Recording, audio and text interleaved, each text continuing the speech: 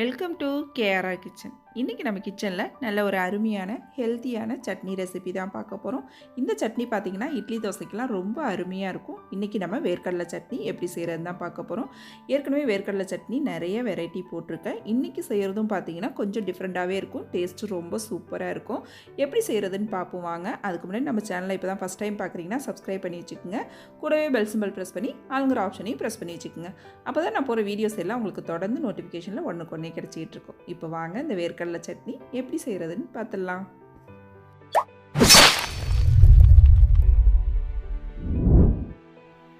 இப்போ சட்னி செய்யறதுக்கு அடுப்பில் ஒரு பேன் வச்சுருக்கேன். இதில் ஒரு 2 டீஸ்பூன் அளவுக்கு எண்ணெய் சேர்த்துக்கிறேன். எண்ணெய் நல்லா காஞ்சதுக்கு அப்புறம் இதில் 3 டேபிள் ஸ்பூன் அளவுக்கு பச்சை வேர்க்கடலை சேர்த்துக்கிறேன். இது கூடவே பார்த்திங்கன்னா ஒரு 3 டேபிள் ஸ்பூன் அளவுக்கு கடலைப்பருப்பு சேர்த்துக்கிறேன்.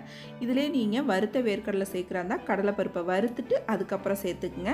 நான் பச்சை வேர்க்கடலை அப்படிங்கிறதுனால 2த்தையும் ஒன்றாவே சேர்த்து வறுத்து எடுத்துக்கிறேன். ஒத்தாப்பில் வறுப்பட்டு வந்துடும். அதே இது காஞ்ச வேர்க்கடலை அப்படின்னாக்கா நீங்கள் கடலைப்பருப்பு வறுப்பட்டதுக்கு அப்புறம் தான் சேர்க்கணும். அப்போ தான் நல்லா வறுப்பட்டு வரும். நல்லா வறுப்பட்டதுக்கு அப்புறம் பார்த்திங்கன்னா காரத்துக்கு தகுந்த அளவு வரமிளகாய் சேர்த்துக்குங்க. நான் இன்றைக்கி ஒரு 7-8 சேர்த்துருக்கேன். இப்போ வரமிளகாய் நல்லா வதங்கினதுக்கு அப்புறம் பார்த்திங்கன்னா ஒரு பெரிய வெங்காயம் நீள்வாக்கில் கட் பண்ணி வச்சுருக்கேன். அதையும் சேர்த்துக்கிறேன். சேர்த்து வெங்காயம் ஒரு பாதி அளவு நல்லா வதங்கட்டும். இப்போ வெங்காயம் வதங்கிட்டு இருக்கப்போ இது கூட பார்த்திங்கன்னா ஒரு 4-5 பூண்டு பல் சேர்த்துக்குங்க. அது கூடவே ஒரு சின்ன துண்டு புளி, அப்புறம் ஒரு தக்காளி பழம், நல்ல பெரிய சைஸில் உள்ள தக்காளி பழம் ஒன்று சேர்த்துருக்கேன். இப்போ இது எல்லாத்தையும் நல்லா வதக்கி எடுத்துக்குவோம். நம்ம வெங்காயம் தக்காளி எல்லாம் நல்லா வதங்கி வரணும். நல்லா வதங்கட்டும்.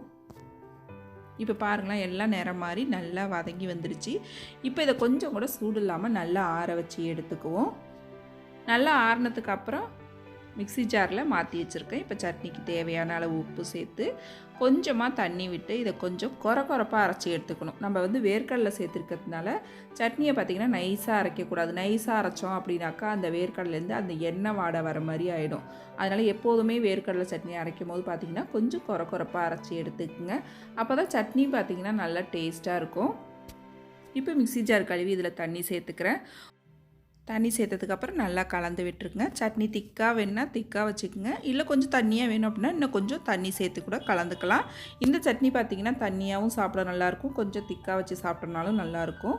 ரொம்ப அருமையாக சூப்பராக இருக்கும். இப்போ சட்னி ரெடி ஆகிடுச்சு. இதுக்கு தாளிப்பு பார்த்திங்கன்னா நம்ம எப்போதும் தாளிக்கிறது போல் கடுகு, உளுந்து, கருவேப்பிலை, ஒரு 2 வரமிளகாய், கொஞ்சம் பெருங்காயத்தூள் சேர்த்து தாளித்து இதில் சேர்த்துருக்கேன். அவ்வளோதான் இந்த சட்னியோட தாளிப்பு. நல்லா தாளிப்பு சேர்த்து நல்லா கலந்து விட்டோம் அப்படின்னாக்கா நம்மளோட வேர்க்கடலை சட்னி ரொம்ப சூப்பராக அருமையாக ரெடி ஆகிடுச்சிங்க. இந்த வேர்க்கடலை சட்னி பார்த்திங்கன்னா நல்லா சுட சுட இட்லி, தோசை, அப்புறம் பார்த்திங்கன்னா நம்ம ராகி களி செய்வோம்ல, அந்த களி கூட வச்சு சாப்பிட டேஸ்ட்டு ரொம்ப அருமையாக இருக்குங்க.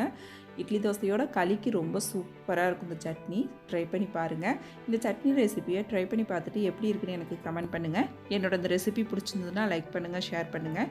மறக்காமல் நம்ம கேஆர்ஆர் கிச்சனை சப்ஸ்கிரைப் பண்ணி வச்சுக்கோங்க. நாளைக்கு வேற ஒரு ரெசிபியோடு சந்திப்போம். தேங்க்ஸ் ஃபார் வாட்சிங்.